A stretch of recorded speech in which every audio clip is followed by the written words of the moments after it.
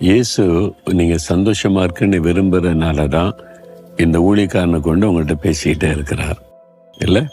இதுக்காக எவ்வளோ நாங்கள் சிரமம் எடுக்கிறோம், அதுக்காக எவ்வளோ ஜெபம், எவ்வளோ பிரயாசம். ஏன்னா அவர் உங்களை நேசிக்கிறார். என் பிள்ளைகளை நான் நேசிக்கிறேன், என் பிள்ளைகளோட நான் பேசணும், அவங்கள நான் சந்தோஷமாக வச்சுருக்கணும். யாரை கொண்டு பேச முடியும்? நீ பேசுன்னு சொல்லிதான் அதுக்காக எங்களை ஜெபிக்க வச்சு பிரயாசப்பட வச்சு இதெல்லாம் செய்ய வைக்கிறார். அது காரணம் உங்கள் மேலே அவருக்கு பாசம். அதனால் உங்களை ஒவ்வொருவரையும் அவர் நேசிக்கிறார்.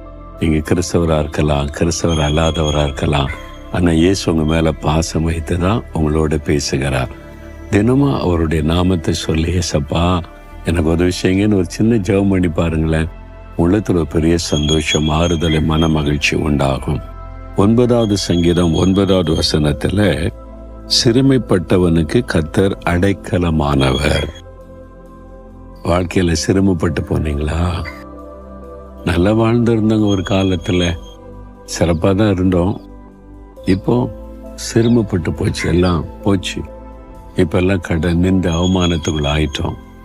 எந்த இடத்துல சிரமப்பட்டு கலங்குறீங்களோ அதே இடத்துல கர்த்தர் உங்களை உயர்த்த முடியும். அவர் சொல்றார், நான் உனக்கு அடைக்கலமா இருக்கிறேன். சிறுமைப்பட்டு போயிட்டோம், நீ தப்பான முடிவு எடுக்காத. ஒரு சமயம் ஒரு குடும்பத்தார், கணவன் மனைவி, அவங்க வந்தாங்க. ரொம்ப மனசோர்ந்து போய் ரொம்ப ஒரு பாதிக்கப்பட்ட நிலைமையில பார்த்தேன். என்ன விஷயம் அப்படின்னு கேட்டேன். நாங்கள் ஊராக அலைஞ்சிக்கிட்டு இருக்கோம். நாங்கள் ஏன் அலையணும்? ஊராக சொந்த ஊரில் இருக்க முடியல. ஏன் இருக்க முடியல? நஷ்டம், பிஸ்னஸில் கடன்காரங்க நெருக்கிறாங்க, அவமானப்படுத்துகிறாங்க. ஒரு காலத்தில் ஜெயின்னு இருந்தோம், வாழ்ந்திருந்தோம். இன்றைக்கி சிறுமைப்பட்டு போனோம். நிறைய பொருளாதார பாதிப்பு, சூழ்நிலை பாதிப்புனால எல்லாத்தையும் இழந்துட்டோம். இப்போ இழந்ததுனால எங்களை சுற்றில இருக்கிறவங்க அவமானமாக பேசுகிறாங்க. கடன்காரங்க வீட்டுக்கு முன்னாலும் வந்து திட்டுறாங்க. ஊரில் இருக்க முடியலை. அதனால நாங்கள் ஊரில் இருக்க முடியாமல் சொந்த வீட்டை பூட்டி போட்டுட்டு ஊராக சுற்றி கொண்டு இருக்கிறோம். நாங்கள் ஊரை விட்டு வந்து சில வாரங்கள் ஆகிவிட்டது. எங்கே போகிறது, என்ன பண்ணேன்னு தெரியல. சொந்தக்காரன்ட்டு போனாலும் அவமானம் தானே. சிரமப்பட்டு போயிட்டோமே. நாங்கள் வாழ்ந்திருந்தா எல்லாரும் ஏற்றுக்கொள்ளுவாங்க. இப்போ நாங்கள் தோல்வி, ஏமாற்றம், அவமானம், நிந்தை, பரிகாசம் எல்லாத்தையும் இழந்துட்டோமே, சிறுமைப்பட்டு போனோமேன்னு சொல்லி எவ்வளோ ஒரு வேதனை இல்லை அது. இந்த வாழ்ந்திருந்து சிறுமைப்பட்டு போனால் அது மிகப்பெரிய பாதிப்பை உண்டாக்கும்.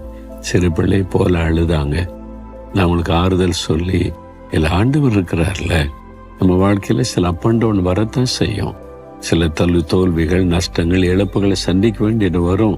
அது நிரந்தரம் அல்ல. தேவன் அதிலிருந்து வெளியே கொண்டு வருவார், உயர்த்துவார். அவர் நமக்கு அடைக்கலம். அவர் பிடித்து கொள்ளுங்க. நீங்கள் ஊராக ஓடி எங்கேயாவது போய் ஏதாவது பண்ணிக்கொள்ளன்னு நினைக்காதுங்க. அவரை பிடித்து கொள்ளுங்க. நீங்கள் தான் எனக்கு அடைக்கலம். நாங்கள் வாழ்க்கையில் சிறுமைப்பட்டு போனோம். ஆண்டவரை நீங்கள் தான் அடைக்கலாம். இயேசுவை நீங்கள் பிடித்து கொண்டீங்கன்னா உனக்கு உதவி செய்வார் அப்படின்னு இயேசுவின் அன்பை வல்லமை சொன்ன போது இயேசுவை பற்றி கொண்டாங்க. நான் சொன்ன ஜெபமனை திரும்பி போங்க. அதே ஊரில் அதே இடத்துல மறுபடியும் கர்த்தர் உங்களை ஆசீர்வதித்து உயர்த்துவார். அதே இடத்துல சிறுமைப்பட்ட இடத்துல மேன்மைப்படுத்தப்படுவீங்க. நீங்கள் கடன் வாங்கி கடன்காரங்களா இப்போ வேதனையோடு வந்திருக்கீங்கல்ல, கடன் கொடுக்கிறவளாய் ஆண்டவர் மாற்றுவார்.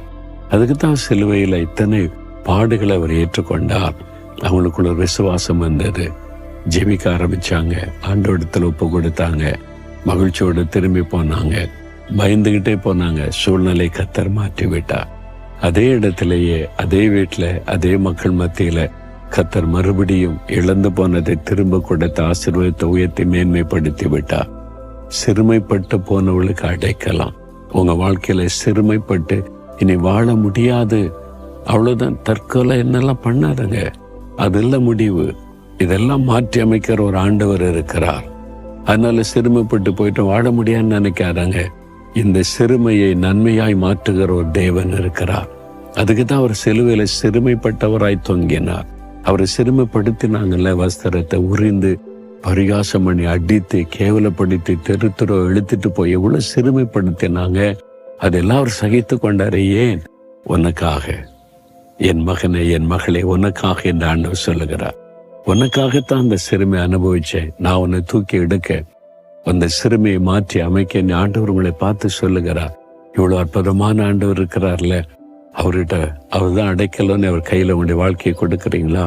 ஆண்டவரே, நீங்க தான் எனக்கு அடைக்கலம். நாங்கள் சிறுமைப்பட்டு போனேன், நாங்கள் சிறுமைப்பட்டு போயிட்டோம், அவமான நிந்தைக்கு உள்ளாக்கப்பட்டுட்டோம். உங்களுடைய கரத்தில் என் வாழ்க்கையை ஒப்பு கொடுக்கிறோம். இந்த சிறுமையை மாற்றி ஆசீர்வதிக்க உம்மாலே முடியும். நான் விசுவாசிக்கிற ஆண்டவரே, அந்த அற்புதத்தை செய்யும். யார் யாரப்படி ஜெபிக்கிறாங்களோ ஒவ்வொரு பிள்ளைகளுக்கு இன்றைக்கு ஒரு அற்புதம் நடக்கட்டும், வழி திறக்கப்படட்டும், ஆசீர்வாதம் உண்டாகட்டும், அதே இடத்தில் அவங்க உயர்த்தப்படட்டும். இயேசுவின் நாமத்தில் ஆமேன், ஆமேன்.